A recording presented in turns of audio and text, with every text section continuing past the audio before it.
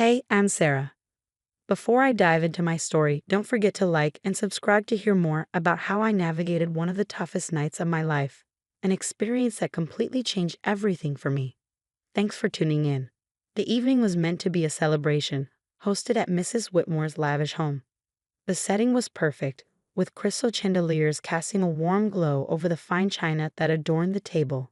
It was a joyous family dinner, or so I thought. I was eager to share the news of my recent promotion, a significant step up in my marketing career. I remember smoothing out my dress and taking a deep breath, ready to reveal my achievement, expecting smiles and congratulations. As the appetizers were served, I leaned towards my husband Tom and whispered, "I have some great news." He nodded, encouraging me to continue. Turning to the family, I announced, "I've been promoted to senior marketing director." But instead of applause, I was met with a chilling silence. Mrs. Whitmore's eyes narrowed, her lips pressing into a thin line. She leaned towards Tom and hissed just loud enough for me to hear. "Is this what we raised him for?" To be overshadowed by his wife's career. Tom, who had always been supportive, seemed to shrink under his mother's gaze. His smile faded, and he withdrew his hand from mine under the table. I tried to salvage the moment, saying, "It's a great opportunity for us, Tom. The raise is substantial." But Mrs. Whitmore cut across the table, her voice dripping with disapproval. "What about starting a family, Sarah? Do you think money can replace the joy of children?" Tom joined in, his tone suddenly cold. "Yeah, Sarah, when are you planning to settle down a bit? This career isn't everything." I felt a sting, not just from his words, but from the betrayal in his voice. "I thought you were proud of me," I responded, my voice trembling. The main course was served, and the conversation shifted to other topics. But the tension simmered, much like the pot roast on our plates. Tom's demeanor grew increasingly hostile, mirroring his mother's disapproving frowns. Dessert had just been placed on the table when Tom abruptly stood, throwing his napkin down. "You should know your place, Sarah. You're my wife, not my competitor." His voice boomed through the dining room. I stood up, my heart pounding. "Being your wife doesn't mean I have to give up on my dreams, Tom. I deserve respect, not this." Then, in a flash that still plays out in my nightmares, Tom raised his hand and struck me across the face. The sound echoed, a sharp crack that silenced the room. I stood frozen, hand to my cheek, as pain spread and every pair of eyes at the table stared in stunned silence. Without a word, I turned, my chair scraping loudly against the hardwood floor. I walked steadily to the foyer, my mind racing. The echo of my heels on the marble floor marked the drumbeat of my escape. I grabbed my purse, not bothering to look back, and stepped out into the cool night air. The door closed behind me with a soft click, signifying the end of one chapter and the terrifying start of another. At that moment, I knew my marriage was over. I had to leave to find my place where ambition wasn't a sin. I needed to breathe, to find myself again after being lost in someone else's shadow. As I drove away, the house shrinking in my rearview mirror, I felt a mix of fear and relief. I was alone, truly alone, but for the first time in a long time, I felt a spark of something fierce and bright, freedom. It was the beginning of a new journey, and I was ready to see where it would lead me. Waking up in my small sunlit apartment the next morning felt like the first day of a new life. The events of the previous night seemed both distant and painfully fresh. My phone buzzed continuously with messages of concern and confusion from friends who had heard whispers of the incident. I ignored them, focusing on what needed to be done. The first thing I did was call a recommended divorce attorney. "I need to file for divorce," I said firmly as soon as the call connected. "It's urgent." "Understood," the attorney replied. "I'll prepare the initial paperwork.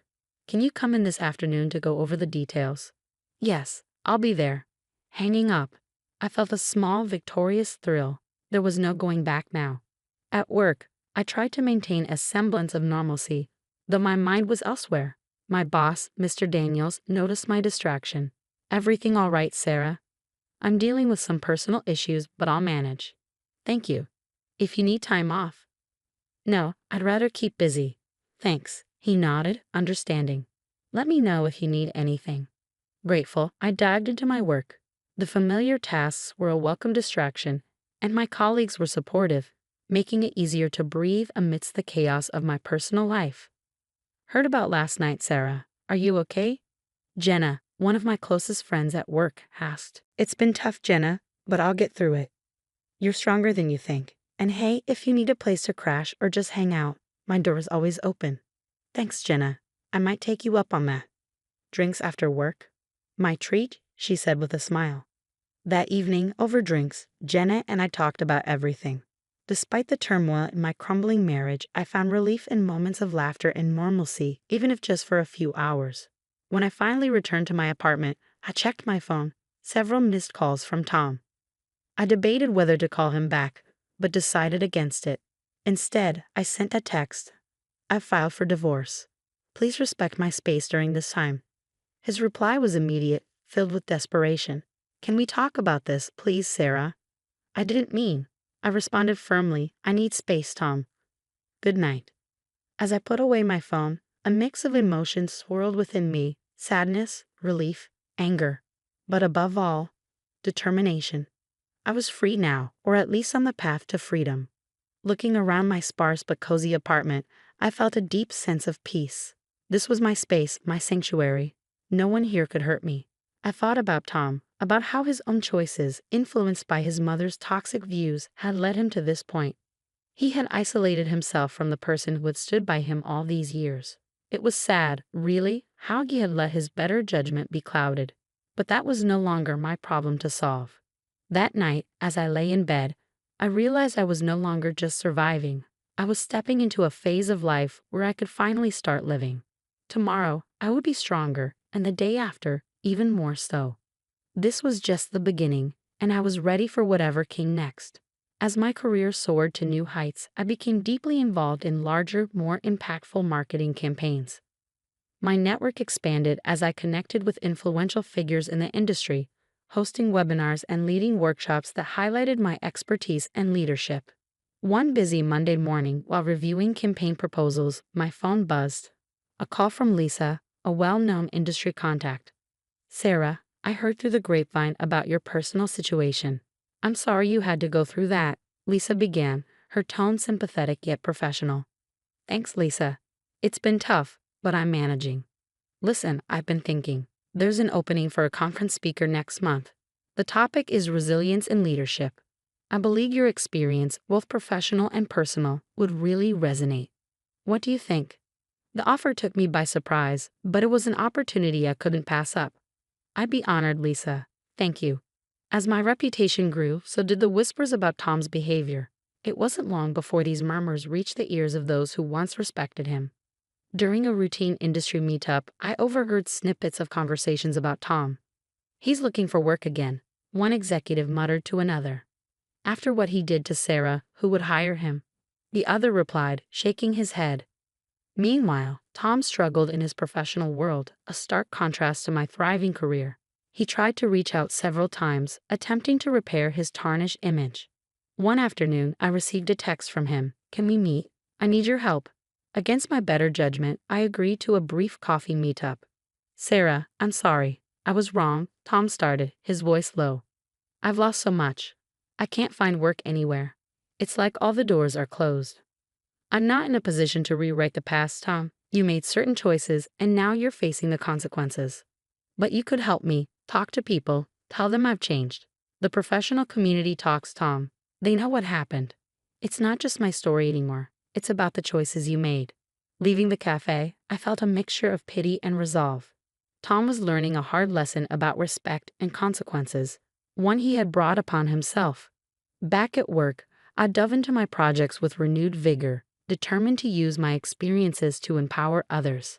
It was a bittersweet realization that sometimes personal trials could lead to professional triumphs.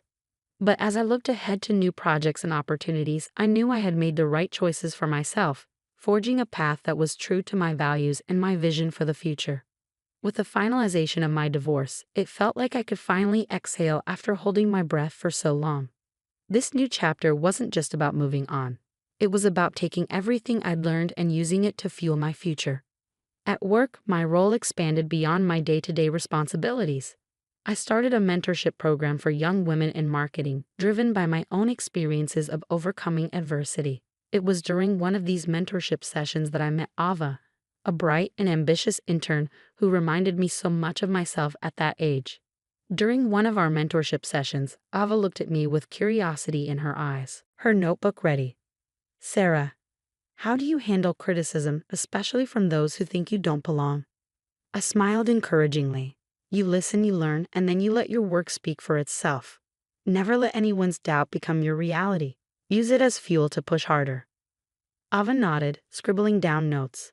"And what if it's really tough?" she asked. "Then you reach out. Lean on your network, find mentors, and never be afraid to ask for help." "We're stronger together," I emphasized. The mentorship program wasn't the only highlight of my life. My social circle had also expanded. I was frequently invited to speak at industry events and social gatherings where I shared my journey. At one such event, a networking dinner for leading marketing professionals, I was approached by Derek, a former colleague who had heard about my recent achievements. "Sarah, I must say, your talk was inspiring. How do you keep pushing forward after everything?" Derek asked, his admiration evident. "It's about not letting your past define your future," I responded, accepting the compliment with a nod. "Every challenge is a stepping stone to something greater."